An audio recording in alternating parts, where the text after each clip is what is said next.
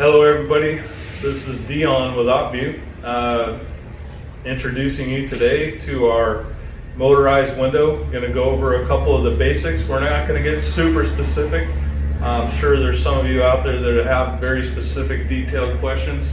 Be more than happy to take those questions, submit those to us, and we'll get you the exact answers you need, but we don't want to get overly in depth and lose the average viewer who just wants to learn some basic things about our window.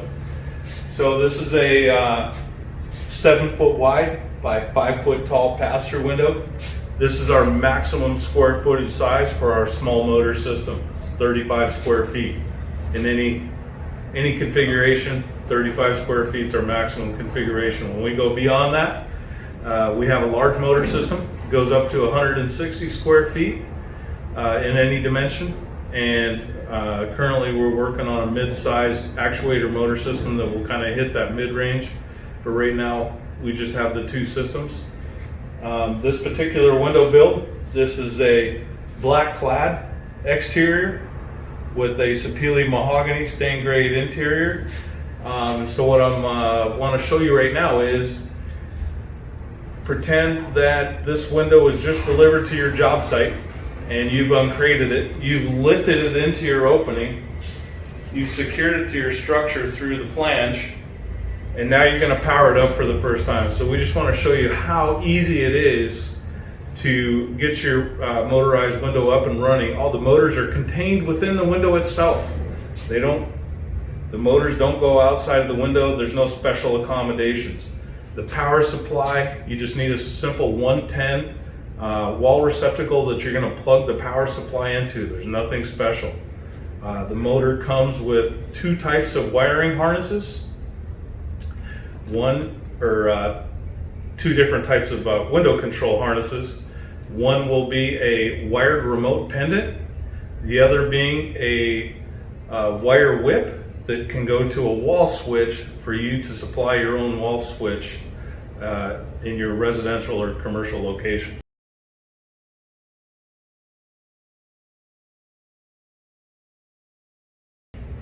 So what I'm going to do at this point is I'm going to step around to the other side of the window, get a couple of components here, show you what we have, how everything's going to connect, and show you how easy this is. Go ahead and leave it rolling.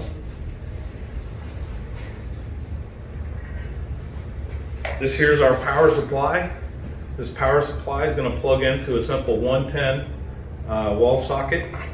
So this power supply is all that's needed to power these actuators. This is our wired pendant.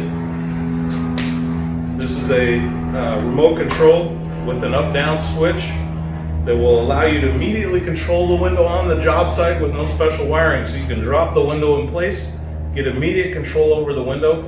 The idea is that the contractor or installer is going to need to be able to adjust their gaps, check reveals, dial the unit in to make sure it's working right. This is going to give you immediate control. You don't have to wire to a wall switch or wait for a later date.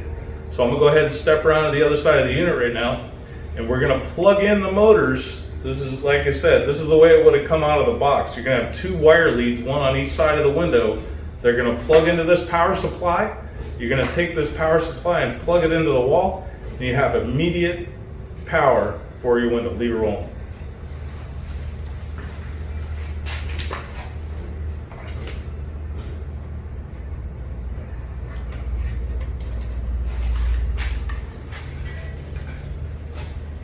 So here I am.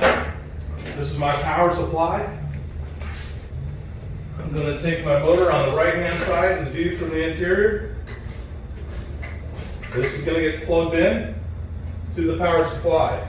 And now I'm going to get my whip from the left-hand side as viewed from the interior. Plug into the power supply.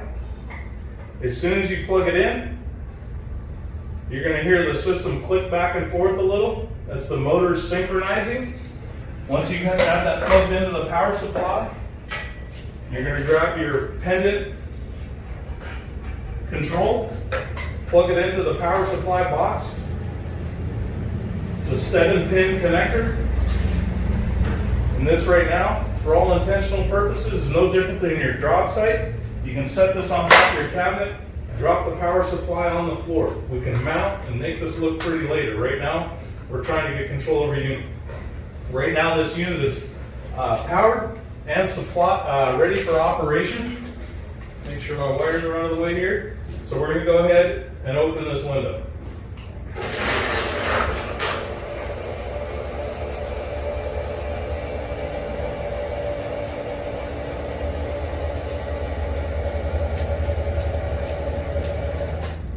I'm going to go ahead and stop at this point because this is one of the beauties of this window that you don't get with a gas strut window or any other type of window like this. They're either all the way open or all the way closed. With the nature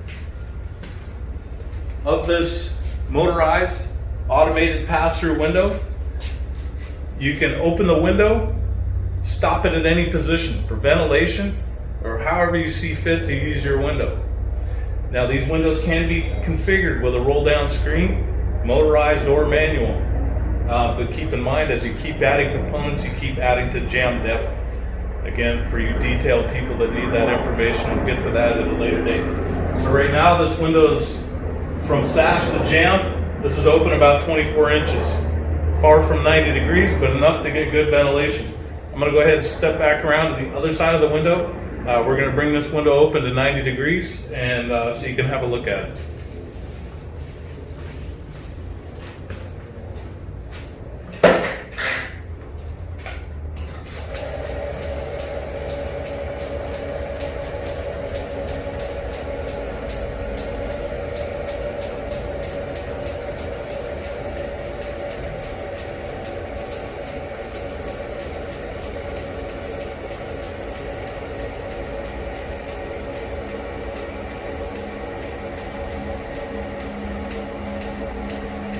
So at this point, the window's opening, coming to a full 90 degrees, and the only difference that you're seeing here that you're going to see at your residence or commercial operation is that this window is normally going to be a little higher.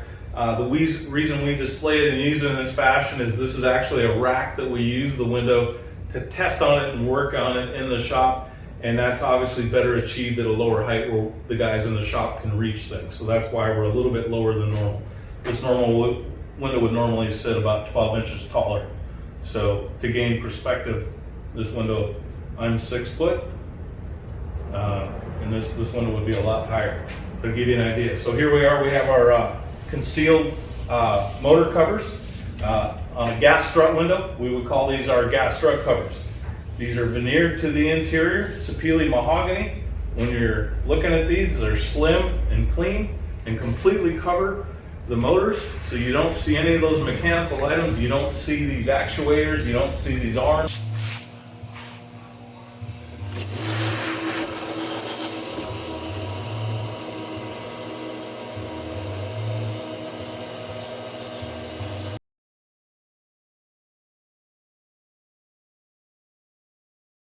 Oh, wait a minute, we're gonna lose power because the electrician's doing something over here. You need to unplug whatever, you're gonna have power, but we have the window up at 90 degrees. What can you do? No problem. These are mechanically stabilized in place with the signal they've received, and right now are not receiving any electronic signal to keep them in this position. So they're gonna stay. So at this point, we can literally pull the plug, so to speak. We can pull this out, there's no power, that's the power supply. This is the motor to my left. This is the motor to my right. Here's the power supply.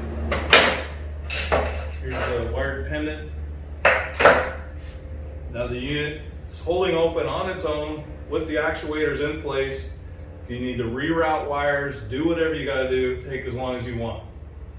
The only thing that I would suggest is if you got high wind conditions, of course, probably want to look at getting this window closed as soon as possible if there's a heavy storm rolling in. But other than that, it's a calm, regular day. Leave this window open as long as you need to do whatever you want. Overnight, no problem. leave the window open. Like it's mechanically secure right now, it's not going anywhere. So you've finished doing whatever you're gonna do.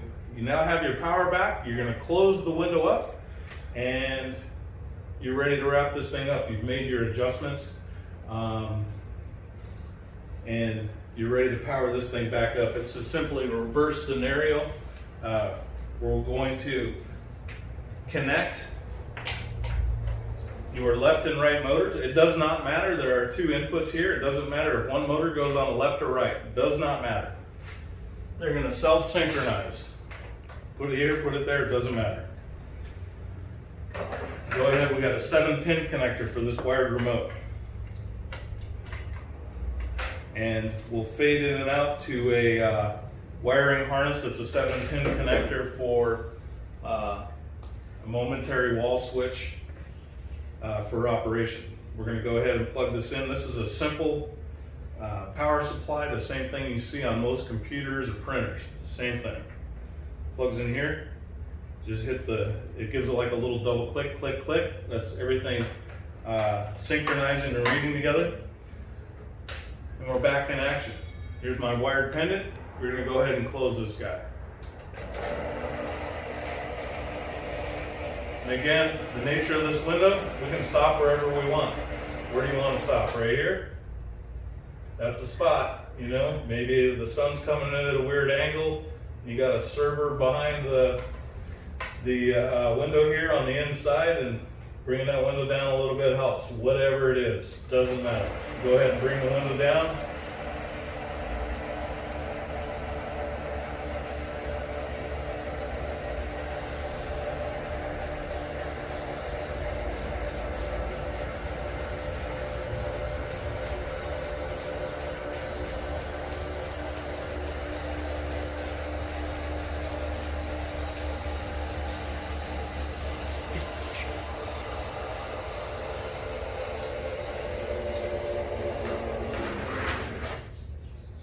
There we are. Locked and secure. When the window's all the way closed, there are no additional locking mechanisms. You're simply pushing that button all the way to close. There are no handles on the exterior to close, so the window's free of all handles, lock devices, everything like that. The motors control everything. So as far as simplicity, once the motor's closed and you don't see the motors, everything's really clean. You don't see a lot of hardware. We have a continuous hinge right here that just kind of blends in with the cladding in a lot of situations. You almost don't even know it's there. The average person doesn't probably even know what that is. So it's really clean looking. So we're going to